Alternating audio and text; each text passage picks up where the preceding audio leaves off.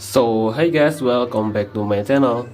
In this video I will show you the tutorial how to change the language on your Xiaomi cell phone to English if you previously set the language to another language incorrectly, like this for the example. Okay, just follow the step. In the first step, you can select the setting icon. You can see the gear icon, tap on it, and then you can scroll up until you find this icon. Under the Google icon, tap on it, and then you can select on the second row menu, tap on it. Okay, now you are in the menu to set the language. Please change it to language do you want.